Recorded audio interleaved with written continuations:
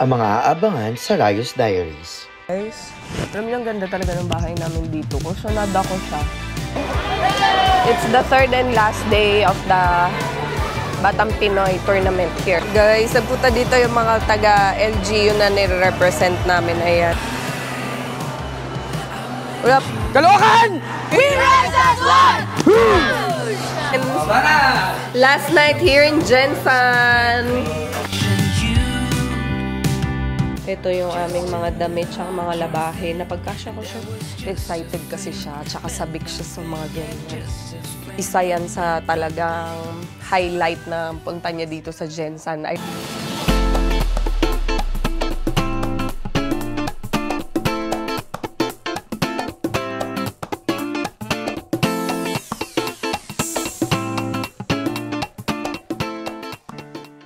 Good morning, guys.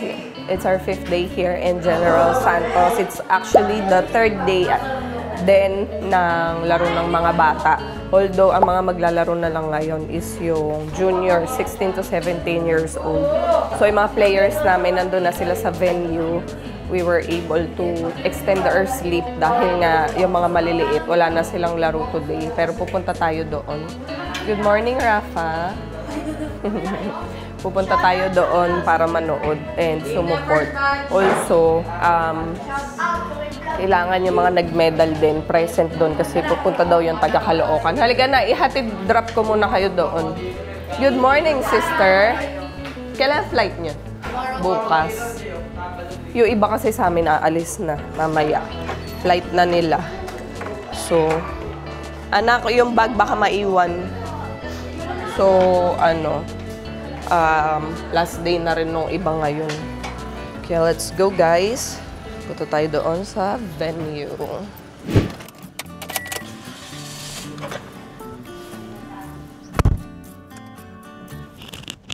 Oo, go! Let's go. Sino pa? Yung mga iba? Ipapabook din daw yung iba. Doon na. Hindi, ano daw ng Meron ba? Meron ba silang daw nabook? sa airport ata? Oo. May contact na ba kayo? Wala ata sila. Pagdating na doon sa SM, maghanap. Tapos ano? Sino aalis ngayon? Sila Rafa. Oo, sila Rafa. Let's go, guys. Alam niyo, ang ganda talaga ng bahay namin dito. Kusunod ako siya. Pero sobrang laki niya.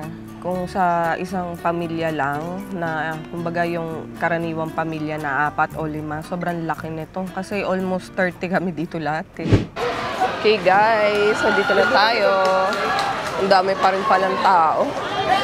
It's the third and last day of the Batang Pinoy tournament here in Jensen. Ayan, meron tayong mga players na naglalaro. Sorry po. Ay, hello po. Hi. Morning. Yel, galingan mo. Yel, galingan mo. Good morning, coach. Eat na muna tayo, guys. Nag-date kami ni Mariel. Walang mga bata eh, kaya nag-Tokyo kami. Makakain naman tayo ng masarap at maayos. Oo nga. Pag gising namin kanina, bihis agad kasi mga nagsiliguan na kami kagabi lahat. Alam mo, kagabi yung pinakamasarap kong ligo. Kagabi pa lang. Talaga ako. Kuskus talaga ako. Ang hirap kasing maligo doon sa banyo namin sa baba. Ang lamig ng tubig, parang galing sa ref. Diba? Tapos yung... Oo. Feeling ko yung hangin na galing doon sa living area, pumapasok doon sa banyo namin eh. Yung banyo kasi sa taas. Nasa nasa para siyang connecting area na hindi air condition. So pag pumasok ka ng loob ng banyo, room temperature lang talaga siya. Ayan na. Yung onigiri na lang po namin. Onigiri nandito na yata.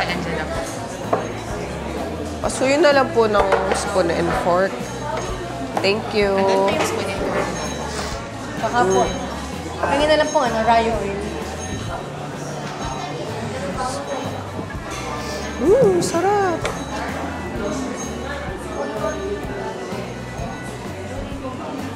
Sister, eat na muna. Teka, I'll get spoon and fork. Just then. Sobrang ganda ng laro niya. Tapos wala, nalaglag siya dun sa fight niya. Nakailang laro si Kuya? Papasok na siya ng ball. No. Guys, nagpunta dito yung mga taga LGU na nire-represent namin. Ayan. Proud na proud sila kasi 5 medalya yung naibigay ng Caloocan Team Karate. Nakakatuwa, 3 gold. At saka 2 bronze. Ayan. Si Sky, ayun. Oh. Wala pang pangalan, okay lang yan. Pero tatlo. Wow! Ito yung isang taga Caloocan na medalist. 3 yung medal niya, guys. 3 bronze. Ang sport niya is gymnastics. Nakauwi na yung iba, sayang, ano? Hihingi na lang ako sa sister, ah. Sa pa po, wait lang. 1. Kenji. Tingin dito. Dito kay tita. 2, 3. Players, yung mga nagwagi ngayon, stay humble, okay? Kasi, yung medal na yan is hindi yan pang forever, okay? So, ang pinaka-importante dito is your attitude. Stay humble. Sa mga hindi nagwagi, huwag kayong mawawalan ng pag-asa, okay? Pinakita natin na tayo ay hindi basta-basta. We're nasa best level tayo. Okay? Yung momentum nyo, wag nyong hayaang bumagsak. Meron pa tayong mga pinaghahandaan. Marami pa. So, hindi end ng career nyo, di porket di kayo nagwagi, hindi yan end of career. So, kailangan laban pa rin kayo. So, clap your hand. Very good. Good job. Natapos yung laban natin, yung gera natin ng 3 golds and 2 bronze. So very good job. Okay? Very good job. At saka parents, thank you very much po. Hindi dahil sa inyo yung mga bata, hindi sila nandito. Wala silang kung wala kayo, yung suporta, napakalaking bagay po. So thank you so much po. Sana tuloy-tuloy niyo po yung suporta niyo po sa kanila. Bigyan ko kayo ng kung gusto niyo gumana. Pero magsabi kayo, hindi kayo pwedeng umalis nang walang kasamang parents, okay? Let's cheer, pare. Let's cheer. Let's go. Let's go. Caloocan! We rise as one!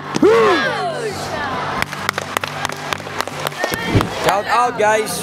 Ano ba? Sino shout out ko? Shout out sa mga nanalo, sa mga fans, sa mga karate, sa Batang Pinoy. Siyempre sa mga gwapo na tulad ni JP. Yes.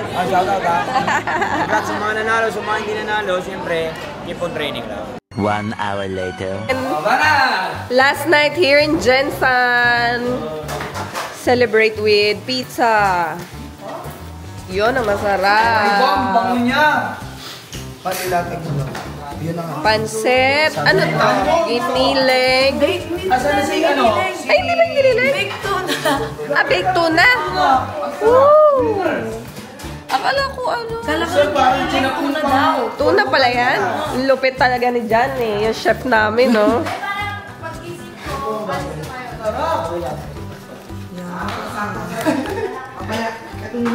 Sarap, sarap. Ayan na ang inaantay nila. Last night na namin dito sa Jensen. Cheat day! Cheat day! Jensen, sobrang cheat day! Yeah! Sayang mo lang. Ano yan, Faye? Yes! Aso na papalindag, Tingin, pwede na chichiria ha. Tuwan-tuwa yung mga bata, oh.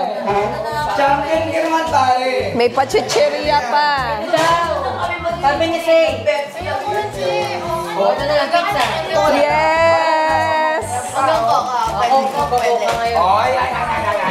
Ano nangyayari sa'yo? Ano, may kanina naka-16 yung Kasi ginagawa niyong ginagawa niyong snow yung bahay natin.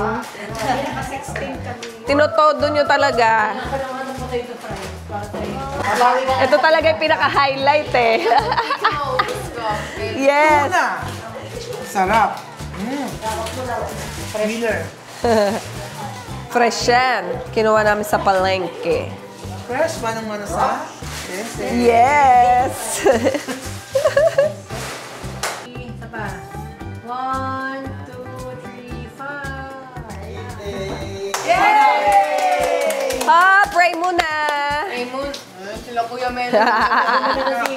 Name the Father, the Son, the Holy Spirit. Amen. Bless us, O Lord, for the food which we're about to receive from Thy bounty through Christ our Lord. Amen.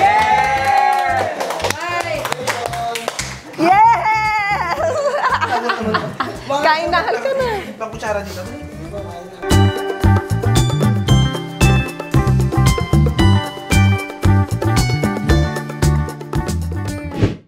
For sure yan, magpupuyat talaga yung mga yan. Nag-uusap-usap na nga sila eh. Parang sama-sama pa sila matutulog eh. Si Skyler ang pinakaunang-unang masaya eh. Talaga yan. Excited kasi siya, tsaka sabik siya sa mga ganyan. Dahil wala naman talaga siyang kalaro talaga. Na as in kalaro or kabanding na ganyan, bukod kay Cloudy. So, isa yan sa talagang highlight na punta niya dito sa Jensen. I remember that time na pupunta kami dito. Sabi niya, sana doon tayo tumuloy sa kanila or sana sama na lang daw kami dito nga sa bahay para sama-sama daw, which is okay naman, oo nga naman. At first, I was considering na humiwalay kasi dadalawa nga lang kami ni Sky. Tapos, iniisip ko pa is ayoko nakakaabala. Na-realize ko na kung kami nga lang dalawa, malungkot. 'Di ba? So, sumama na lang kami dito sa kanila. Say, saan ka? Dito ka sa room namin, gusto mo? Hindi na makatiis eh. Mag-aayos na ako ng gamit namin. Pag doon ka matulog, madaling araw may magbabato sa'yo. Pagod din yung mga referee. Bali 3 araw. Halos buong araw. Pila eh. So anyway guys, yan, mag-aayos na muna ako ng gamit. Ikaw, Sky, mag-toothbrush ka na muna, drink water, mag-toothbrush ka na muna, tapos tsaka ka umano doon para wala ka ng problema kahit mapikit ka doon. Water, replace. Tabi daw kay Sensei, Sky. Nasisipa ko yan. Ay, gusto ni Sensei. Pag-ikot ko. Talikod ako. Pag-pikot naman pa. O, kunwari ko doon sinasadya. So, makatikim ng endless mawashi. Sisipahan, makabawi ko lang po sis kayo. At wala akong pakiramdam na, Dito ko, wala akong wala. Makalimutan lang sa'yo. Sipay niyo ako mas. Sure, Sky. October pa nga lang, nakikinang pamasko. Ang lupit talaga nito ay estudyante mo, Say. May pangako naman ako dyan. October pa lang. Ano ba yun? Sabi mo? Gusto mo maranasan ma-knockout? Hindi nga, dali na. Dapat alam mo agad yun. Cellphone. Si Skyler naman. Matulog tayo lang sa.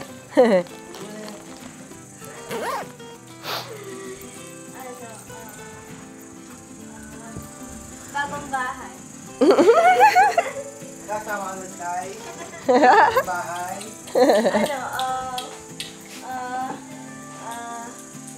Tsaka may pag-isipan. Tama yan. Rolex.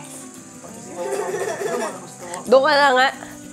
Manood na kayo doon. Sige na. Yay! Sige na, ito ka matulog eh. Ito yung aming mga damit at mga labahe. Napagkasya ko siya sa isang maleta lang. Yun na siya. Tapos, ito yung isang maleta. Wala siyang kalaman-laman ko, hindi yan lang. Tapos yung 2 tsinelas ko, ililigpit ko kasi magsasapatos ako pa uwi. So, kung kahit man madagdag yun, dyan lang siya nakalagay. So, yung ibang gamit nila Mariel, dito ko nilagay yan. Itong kalahati, puro gamit nila to. Mga pang karate uniform. Kasi, yung maleta nila, doon namin nilagay yung mattress nila. Buti nagkasya. Napitpit. Pag si Sensei dumagan nahiya kay Sensei yung mattress Napitpit na pagkasya dyan. Diba? Bongga. Oo. Convenient. Alam niyo, naririnig niyo yun, yung mga bata yun. Talagang sinasamantala nila yung last day dito. Ang ingay nila. Habulan sila ng habulan, harutan ng harutan.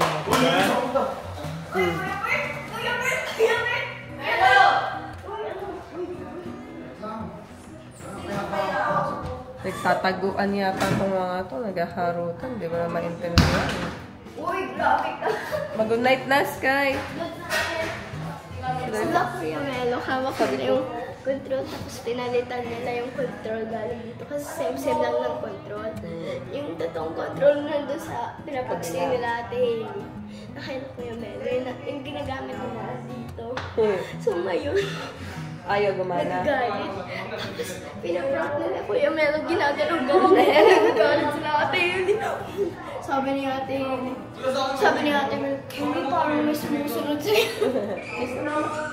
Good night. Sabi ko, mag-toothbrush ka na, ha? Sinabihan na kita. Mag-i-sleep na ako, anak, ha? I love you, please. Huwag masyado maharot. At saka, uminom ka na pala ng water. Speaking of, iinom na rin pala ko ng fucking water. Tulog na tulog ka rin kagabi mo eh. Ha?